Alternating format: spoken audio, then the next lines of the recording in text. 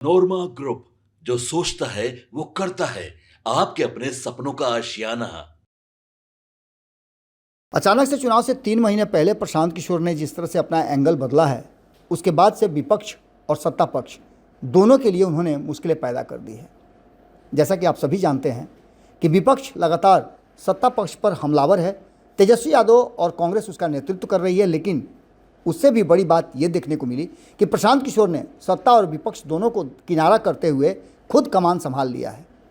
आपको बता दें कि पटना में जिस तरह से आज विधानसभा घेरने के लिए जनसुराज कार्यकर्ता सड़क पर उतरे, उसके बाद तो हंगामा शुरू हो गया।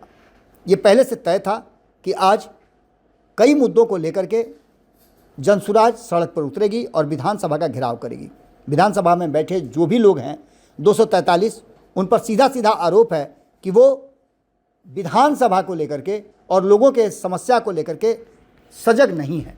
समस्याएं अनंत हैं और बैठ करके सिर्फ अपने लिए कानून बनाते हैं, जबकि जनता अभी भी टकटकी लगा कर देख रही है। प्रशांत किशोर ने इस घेराव का नेतृत्व किया था। पुलिस ने पटेल गोलंबर के पास बैरिकेडिंग कर सभी को रोकने की कोशिश की, कार्यकर्ता नहीं हटे। उसके बाद पुलिस ने लाठीचार्ज कर दिया और इस पर प्रशांत किशोर ने सीधे पुलिस से भिड़ंत कर दी। उन्होंने कहा कि तुम लाठी चलाओगे, हमको मारोगे। उनके कहने का अंदाज बड़ा ही निराला और अनोखा था। ऐसा लग रहा था कि प्रशांत किशोर ये कहना चाहते हैं कि ठीक है, आज तुम मार लो, कल हमारी बारी होगी। लाठीचार्ज के बाद प्रशांत किशोर ने कहा कि अभी ये जंग की शुरुआत है, अभी 3 महीने चुनाव में बचे हैं और इस 3 महीने में जीना हराम कर देंगे।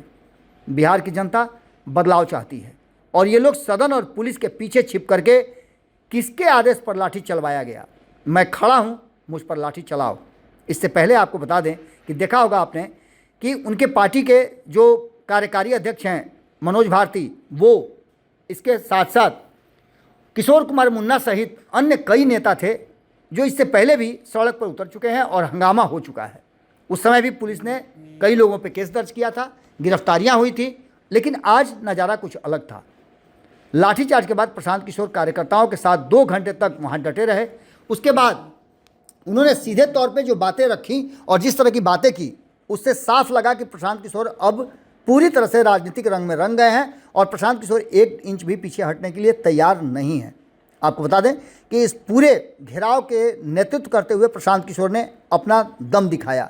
इसके बाद प्रशांत किशोर पटेल गोलंबर से शेखपुरा हाउस के लिए निकल गए। उन्होंने कहा था, अगर सीएम नीतीश कुमार नहीं मिलेंगे तो हम लोग सीएम हाउस को घेर लेंगे और आगे की रणनीति, आगे की कार्रवाई, जैसा कि तेवर नज़र आ रहा था प्रशांत किशोर का, वो रुकने वाले नहीं है। प्रशांत किशोर ने कहा कि पुलिस कुछ नहीं कर सकती है, 1 लाख आदमी लाकर घर को घेर लेंगे, वो निकल नहीं पाएंगे। नीतीश कुमार विधानसभा में नहीं मिलेंगे तो उनके घर पर जाकर मिलेंगे, बिना मिले नहीं रहेंगे। यह तो बस शुरुआत है, आगे देखते रहिए क्या क्या होता है। प्रदर्शन कर रहे कार्यकर्ताओं ने कहा कि राज्य सरकार की नाकामी और उदासीनता के खिलाफ यह जन आंदोलन एक बड़ा आकार लेने जा रहा है। हम हर हाल में आने वाले चुनाव से पहले सरकार को बदलने का और बदलाव का जो संदेश आम जनता ने दिया है उसको पूरा करेंगे।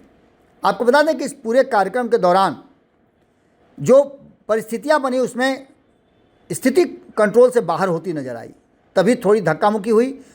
उसके बाद आपको बता दें कि बैरिकेडिंग तोड़कर जो प्रदर्शनकारी थे वो आगे बढ़े। उसके बाद भी प्रतिबंधित क्षेत्र में लोग बैठे रहे, जो कि कहीं ना कहीं साफ साफ नज़र आया।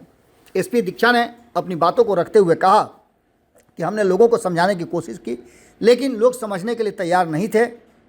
थक हार करके लॉ एंड ऑर्डर को लेकर के हमें हल्का बल प्रयोग करना पड़ा। खैर, इन सारी बातों को लेकर के जो मांग थी प्रशांत किशोर और उनकी पार्टी जनसुराज की, उसमें 2 लाख रुपए की सहायता की मांग की गई है। जनसुराज पार्टी ने आरोप लगाया कि सरकार ने गरीब और बेरोजगार युवाओं को स्वरोजगार के लिए 2 लाख रुपए की आर्थिक सहायता देने की घोषणा की थी। अब तक किसी को 1 रुपया भी नहीं मिला है। पार्टी का कहना है कि यह सरकार का जनता के साथ किया गया वादा खिलाफी है, जिसे निभाना जरूरी है और सरकार अपने वादे से पीछे हट रही है। इसकी मांग जरूरी है। इतना ही नहीं, पार्टी का कहना यह है कि सरकार ने दलित और महादलित परिवार को 3 डिसमिल जमीन देने की योजना की घोषणा किया था। साल भर हो गए, लेकिन आज तक किसी को भी 1 इंच भी जगह नहीं मिली है। दलित भूमिहीन परिवार जमीन के इंतजार में है, जनसुराज पार्टी का कहना है कि सरकार केवल कागजों पर योजना चला रही है, जमीनी स्तर पर कुछ भी नहीं हो रहा है। इसके साथ साथ आपको बता दें कि जनसुराज पार्टी ने भूमि सर्वेक्षण प्रक्रिया में बड़े पैमाने पर भ्रष्टाचार का आरोप लगाया है। पार्टी का कहना है कि भ्रष्टाचार अधिकारियों और दलालों की मिलीभगत से गरीब किसानों और ज़रूरतमंद परिवारों की ज़मीन हड़पी जा रही है। सर्वेक्षण में पारदर्शिता की भारी कमी है और इसके चलते लोग परेशान हैं।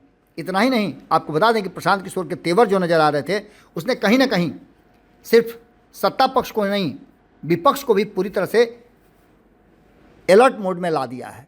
आपको बता दें कि उन्होंने साफ साफ कहा कि नीतीश कुमार को बाहर निकलना होगा, हमारी बात सुननी होगी। हमारी बात सिर्फ जनसुराज की नहीं बल्कि जनता की बात है, और जनसुराज के कार्यकर्ता जनता की बात को लेकर के कहीं ना कहीं अब सड़क पर हैं। ऐसी स्थिति में हम नीतीश कुमार से ज़रूर पूछेंगे, उनसे जवाब लेंगे, और जब तक वो जवाब नहीं देते हैं हमारा ये आंदोलन जारी रहेगा। कार्यकर्ताओं पर लाठीचार्ज के बाद प्रदर्शन में शामिल प्रशांत किशोर ने कहा कि यह जंग की शुरुआत है, अब हमारा रास्ता बदल गया है, हम हर हाल में सड़क पर रहेंगे और सत्ता में बैठे लोगों के लिए जीना हराम कर देंगे। इतना ही नहीं, उन्होंने कहा कि बदलाव जरूरी है। दोनों को देख लिया है बिहार की जनता ने। 35 साल से ये दोनों एक दूसरे के साथ लुका छिपी का खेल खेल रहे हैं, एक दूसरे का विरोध भी करते हैं और एक दूसरे के साथ भी रहते हैं। ये किस तरह की राजनीति चल रही है और किस तरह का विरोध चल रहा है। आपको बता दें कि इस पूरी प्रक्रिया को लेकर के कहीं ना कहीं प्रशांत किशोर ने जो बातें कही है उस पर मंथन भी चल रहा है। जनसुराज अपनी मांगों पर अड़ा हुआ है और अगला स्टेप प्रधानमंत्री मुख्यमंत्री का घेराव हो सकता है। प्रधानमंत्री को भी बिहार आना है, उसमें भी ऐसा लगता है कि जनसुराज प्रधानमंत्री के कार्यक्रम में सामने आ सकता है या उनके आने से पहले प्रदर्शन करके प्रधानमंत्री को से जवाब सवाल कर सकता है। लेकिन एक बात तो तय मान के चलिए कि प्रशांत किशोर ने साफ कर दिया है कि 1 लाख लोगों के साथ वो नीतीश कुमार को घेरेंगे, नीतीश कुमार से पूछेंगे कि आखिर आपने जो वादा किया वो पूरा क्यों नहीं कर रहे हैं।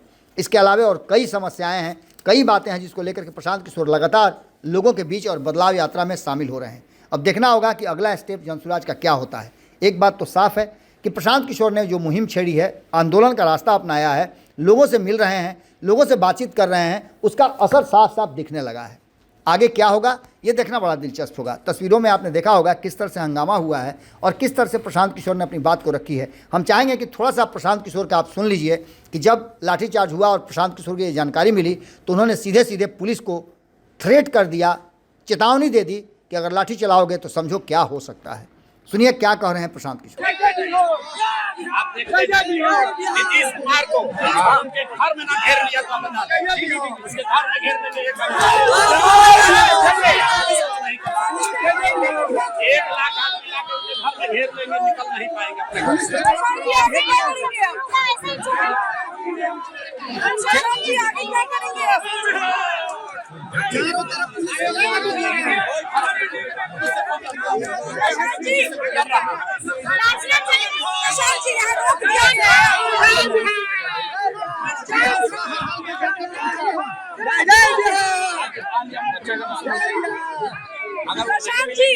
विधानसभा में जाकर मिलेंगे, वहाँ नहीं मिलेंगे तो उनके घर में जाकर